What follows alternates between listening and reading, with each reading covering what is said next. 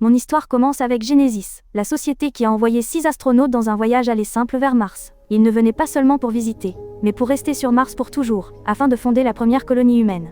L'espoir était que s'ils réussissaient, d'autres seraient envoyés pour les rejoindre à l'avenir. 2 mois après le début du voyage, la chef des équipages, Sarah, fit une découverte inattendue. Elle était enceinte. Lorsque les membres de l'équipe et les officiels sur Terre l'apprirent, ils furent extrêmement inquiets. Cependant, la mission se poursuivit comme prévu, et peu de temps après, l'équipage arriva finalement sur Mars. Alors qu'ils se préparaient à atterrir, il était évident que Sarah était sur le point d'accoucher. N'ayant pas d'autre choix, les 5 astronautes collaborèrent et l'aidèrent à donner naissance avec succès à un petit garçon. Malheureusement, juste après l'accouchement, Sarah dut faire face à de graves complications de santé dues à la faible gravité sur Mars. Tragiquement, elle décéda. Pendant ce temps, équipe sur Terre examina les rapports médicaux du bébé et découvrit quelque chose d'inhabituel. Né dans l'environnement de gravité plus faible de Mars, le corps du garçon, en particulier son cœur, était très différent de celui d'un enfant né sur Terre. Ils réalisèrent que si le bébé était ramené sur Terre, il ne pourrait pas survivre à la gravité terrestre. Le PDG de la société Genesis prit une décision difficile. Pour sauver la vie de l'enfant, il devait rester sur Mars. Cependant, cela nécessiterait une somme d'argent considérable pour maintenir le projet martien. Pour s'assurer qu'il continuerait à recevoir des fonds et à protéger l'avenir de la colonisation martienne, l'entreprise décida de garder toute l'affaire secrète pour le public. Toute l'équipe accepta de garder secrète l'existence de Gardner, l'enfant né sur Mars. Ils décidèrent de ne divulguer aucune information sur le garçon au monde extérieur. Les années passèrent, Gardner grandit, et à l'âge de 16 ans, il n'avait rencontré que 14 personnes dans toute sa vie. Malgré peu d'interactions, Gardner était extrêmement intelligent. En partie parce qu'il fut élevé par les astronautes, et en partie parce qu'il était né avec un esprit vif. Vivant dans le camp de recherche sur Mars avec les astronautes, Gardner avait toujours des questions sur son passé, en particulier sur ses parents. Il ne savait rien de sa mère, Sarah, et ne savait même pas qui était son père. Ces questions sans réponse le pesaient, mais il n'avait personne pour les résoudre. Dans le camp, il y avait un casier qui avait appartenu à sa mère, mais Gardner ne connaissait pas le code pour l'ouvrir. Un jour, par curiosité et détermination, il pirata le code et ouvrit le casier. À l'intérieur, il trouva un sac contenant une bague et une clé USB. Gardner mit la bague à son doigt et connecta la clé USB au système du camp. En ouvrant les fichiers, il découvrit une vidéo de sa mère sur la plage avec un homme. Dans la vidéo, sa mère riait et plaisantait avec l'homme avant qu'il ne rentre chez eux. Gardner supposa que l'homme était son père et fit une capture d'écran de lui depuis la vidéo. Pendant ce temps, Gardner discutait en ligne avec une fille de la Terre nommée Tulsa. Tulsa était une fille garçon manquée, audacieuse et aventureuse, qui aspirait à vivre librement et à voyager partout dans le monde. Elle raconta à Gardner ses rêves, et il lui confia ses propres limites, lui révélant qu'il souffrait d'ostéogenèse imparfaite, une condition qui rendait ses os fragiles et l'empêchait de quitter Mars. Cependant, Tulsa ne le crut pas. Elle pensa qu'il plaisantait, et imagina qu'il n'était qu'un garçon vivant dans une tente sur Park Avenue à New York. Tulsa, qui n'avait pas de famille, passait constamment d'une famille d'accueil à l'autre. Elle vécut avec différentes familles pendant de courtes périodes, n'ayant jamais un endroit stable qu'elle pouvait appeler chez elle. D'un autre côté, Gardner se sentait de plus en plus piégé dans son existence isolée sur Mars. Un jour, dans un moment de frustration et de désir de liberté, il se faufila hors du centre de recherche et conduisit imprudemment son véhicule à grande vitesse. Malheureusement, son véhicule se renversa, le plaçant dans une situation dangereuse. Après l'accident avec le véhicule renversé, Gardner se retrouva dans une situation de danger de mort lorsque son tuyau d'oxygène se déconnecta, le laissant haletant. Juste à temps, Kendra, l'une des astronautes qui s'occupait profondément de Gardner, arriva et le sauva. Elle l'aida à respirer à nouveau et le ramena au centre de recherche. Une fois en sécurité, Kendra demanda à Gardner comment il avait pu déverrouiller le casier de sa mère et trouver le mot de passe. Gardner répondit avec désinvolture, disant que comme il avait été élevé par des scientifiques, le trouver n'avait pas été un gros problème pour lui. Ensuite, Kendra eut une conversation sérieuse avec le PDG de Genesis, suggérant que Gardner devrait être emmené sur Terre, car c'était ce qu'il désirait. Le PDG voulait également que Gardner aille sur Terre, mais savait que les risques étaient extrêmement élevés en raison de la condition particulière de Gardner. Il expliqua que Gardner aurait besoin de subir une série d'opérations complexes pour survivre à la gravité terrestre. Et même dans ce cas, cela pourrait ne pas être sûr. Kendra le persuada, et finalement, la décision fut prise d'entraîner physiquement Gardner et de le préparer aux chirurgies nécessaires, afin qu'il puisse entreprendre le voyage vers la Terre. Gardner subit de nombreuses opérations difficiles, et sa condition physique s'améliora progressivement. Kendra était toujours là pour le soutenir à chaque étape. Lorsque les préparatifs furent terminés, Gardner contacta Tulsa sur Terre pour lui annoncer la nouvelle. Il expliqua qu'après avoir subi les opérations et l'entraînement physique, il pourrait enfin faire le voyage vers la Terre, même si cela prendrait encore quelques mois. Tulsa, avec son audace habituelle, lui dit de se dépêcher avant que le système de placement familial ne la déplace ailleurs. Tout étant prêt, Gardner était prêt pour son voyage. Alors que le vaisseau spatial se dirigeait vers la Terre, Gardner se tourna vers Kendra et lui demanda si elle savait où vivait son père. Kendra répondit doucement qu'elle ne savait pas. Et lorsque Gardner lui demanda davantage, lui demandant si elle connaissait le nom de son père, Elle répondit à nouveau que non, mais lui assura que si elle l'avait su, elle le lui aurait dit.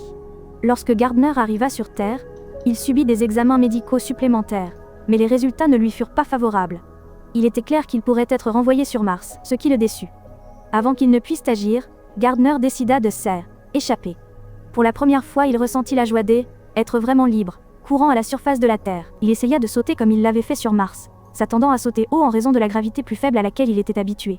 Mais la gravité plus forte de la Terre l'en empêcha, le laissant un peu déçu. Alors qu'il continuait à explorer, il commença à pleuvoir, ce que Gardner n'avait jamais vu auparavant. Alors que les autres se précipitaient à l'intérieur, il resta sous la pluie, fasciné par cette expérience. Il savoura chaque instant avant de prendre un bus et d'aller à l'université de Tulsa pour enfin la rencontrer. Kendra et le PDG de Genesis, soupçonnant que Gardner irait voir Tulsa, se hâtèrent de le poursuivre. Gardner arriva à l'université, ravi de voir tant d'enfants de son âge pour la première fois. Il repéra Tulsa et l'appela joyeusement par son nom. Elle le reconnut, mais le gifla immédiatement, en colère parce qu'il avait disparu pendant 7 mois sans aucun contact. Gardner, confus, expliqua qu'il avait fait un voyage spécial et n'avait pas pu la contacter. Après un moment de frustration, Tulsa lui pardonna, mais lui dit qu'il devait rejoindre sa classe quand la cloche sonnerait. Gardner, ne voulant pas être séparé, la suivit en classe, où l'enseignante le prit pour un nouvel élève et lui dit de s'asseoir à l'arrière. Pendant le cours, l'enseignante posa une question sur Thomas Edison, et un autre élève répondit qu'Edison était très cool. Gardner la corrigea, expliquant qu'Edison était responsable de la création du courant continu, tandis que Nikola Tesla avait inventé le courant alternatif, et que ce qui rendait Edison nul était la façon dont il traitait Tesla. Après la réponse perspicace de Gardner en classe, les élèves applaudirent. Ils ne savaient pas que Gardner avait été élevé parmi des scientifiques, mais ils furent impressionnés par ses connaissances.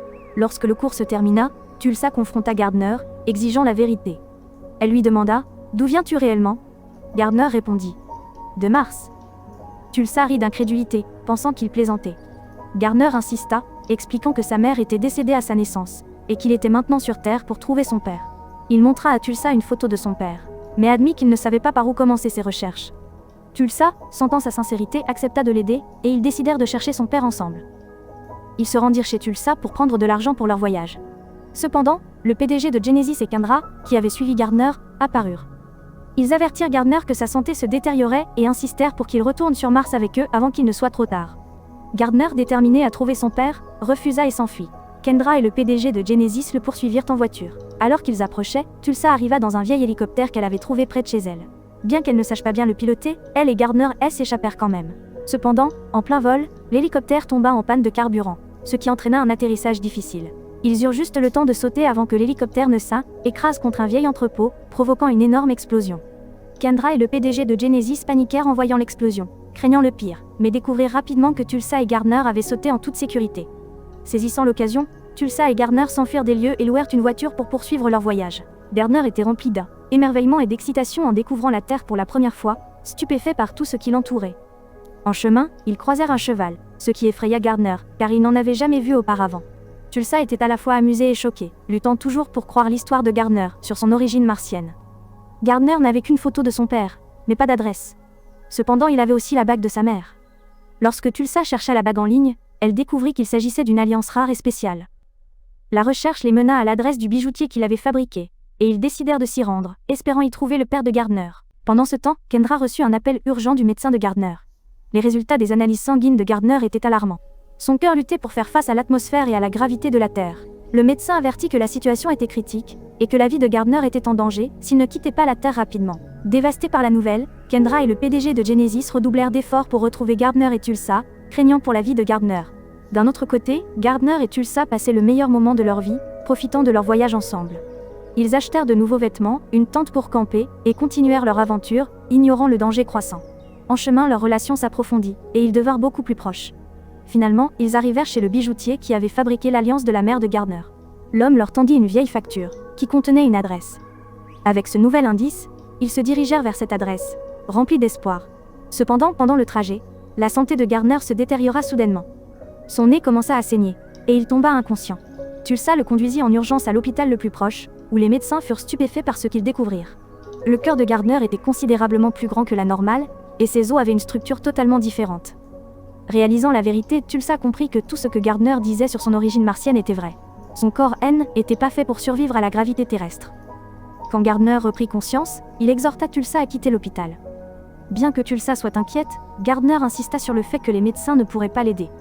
Il admit que même s'il aimait la Terre et voulait y rester, la Terre ne semblait pas vouloir de lui en retour. À contre-cœur, Tulsa accepta, et ils échappèrent de l'hôpital juste avant l'arrivée de Kendra et du PDG de Genesis. Cependant, quand ils arrivèrent à l'hôpital, Gardner et Tulsa étaient déjà partis. Tulsa et Gardner arrivèrent enfin à l'adresse figurant sur la facture du bijoutier. Était la maison de la photo, et en entrant, ils virent l'homme de la photo assis à l'intérieur. Gardner était fou de joie, croyant qu'il avait enfin trouvé son père. Il montra à l'homme la photo de lui avec sa mère, Sarah, et lui dit qu'elle était décédée en lui donnant naissance. Gardner révéla que Sarah Elite était sa mère, et qu'il avait parcouru un long chemin pour rencontrer son père. L'homme, visiblement ému, répondit que la mort de Sarah était un accident. Gardner insista sur le fait que ce qu'il disait était vrai, et que l'homme était son père. Mais au lieu d'embrasser Gardner, l'homme devint défensif. Submergé par l'émotion, il dit à Gardner d'arrêter, menaçant d'appeler la police. Alors qu'il saisissait son téléphone, Tulsa, en colère et protectrice envers Gardner, intervint. Elle supplia l'homme, disant « Il ne connaît personne sur cette planète. Il a parcouru un long chemin juste pour vous trouver, et il est en train de mourir. » L'homme, manifestement accablé, répondit « Je ne sais pas qui vous êtes et pourquoi vous faites ça, mais je ne suis pas son père. » Tulsa demanda, confuse « Alors, qui êtes-vous? Vous êtes sur sa photo. » L'homme hésita un instant avant de révéler « Sarah était ma sœur. » Tulsa fut choquée par cette révélation, et en regardant autour d'elle, elle réalisa que Gardner avait disparu. Se précipitant dehors, elle vit Gardner marcher vers la mer. Elle cria « Ce n'est pas ton père, c'est ton oncle !» Gardner, regardant la mer, répondit doucement « Ça n'a pas d'importance, ma mère était ici, je peux la sentir ici. Je n'ai pas choisi de naître sur Mars, mais je peux choisir où je meurs. » Gardner tomba dans l'eau, inconscient. Au même instant, Kendra et le PDG de Genesis arrivèrent. Ensemble, tous les trois tirèrent Gardner de l'eau, et après une lutte tendue, lui sauvèrent la vie. Le PDG de Genesis, qui avait toujours été dur, fondit en larmes. Gardner, maintenant conscient mais faible, le regarda et demanda « Comment était ma mère ?» L'homme, les larmes aux yeux, répondit « Elle était courageuse et gentille, sans peur. » Gardner, sentant la vérité, dit « Vous êtes mon père, n'est-ce pas ?» Après un moment de silence, l'homme hocha la tête et admit « Oui, c'est moi. » À ce moment-là, une ambulance arriva, et ils emmenèrent rapidement Gardner à l'intérieur. Il fut transporté vers un aéroport proche, où un avion spécial attendait. Le plan était de là, élevé suffisamment haut pour qu'il échappe à la gravité terrestre, permettant à son corps de se stabiliser. Alors que l'avion décollait, le père de Gardner, extrêmement inquiet, s'assit à côté du pilote. Sachant que la seule chance de Gardner était d'échapper à la gravité, il prit les commandes de l'avion, s'envolant à pleine vitesse, ignorant les instructions du pilote de rester dans l'atmosphère. Lorsqu'ils traversèrent l'atmosphère et entrèrent dans l'espace, l'attraction de la gravité diminua. Tout à l'intérieur de l'avion devint en apesanteur. La santé de Gardner s'améliora presque immédiatement. Il commença à se sentir mieux, flottant dans les airs avec tout le monde. Bien que la santé de Gardner se soit rétablie, ce moment était doux amer. De retour sur Terre, des préparatifs furent faits pour envoyer Gardner sur Mars, car y rester était plus viable. Tulsa, Kendra et le père de Gardner furent tous attristés en lui disant au revoir. Gardner était également rempli de tristesse, mais il savait que Mars était sa place. Il leur fit ses adieux et retourna sur Mars. Une fois de retour sur Mars, Gardner et Tulsa poursuivirent leur conversation à distance, parlant régulièrement. Un jour, Kendra rendit visite à Tulsa et la surprit en lui annonçant qu'elle avait pris sa retraite et décidé de l'adopter. Kendra invita Tulsa à vivre avec elle et suggéra qu'un jour ils pourraient s'entraîner ensemble pour rendre visite à Gardner sur Mars. Le film se termine avec Gardner et son père marchant ensemble sur Mars. Finalement épanoui. Gardner avait trouvé les réponses qu'il cherchait, et Mars était devenue sa véritable maison. L'histoire se conclut sur un sentiment de paix, même si Tulsa, Kendra et le père de Gardner ressentaient le poids de leur séparation. Bien que le film n'ait pas été un succès au box-office, son voyage émotionnel a laissé une impression durable. Mon histoire s'arrête ici, assurez-vous de vous abonner à la chaîne et d'activer les notifications. Merci d'avoir regardé la vidéo jusqu'au bout et à bientôt.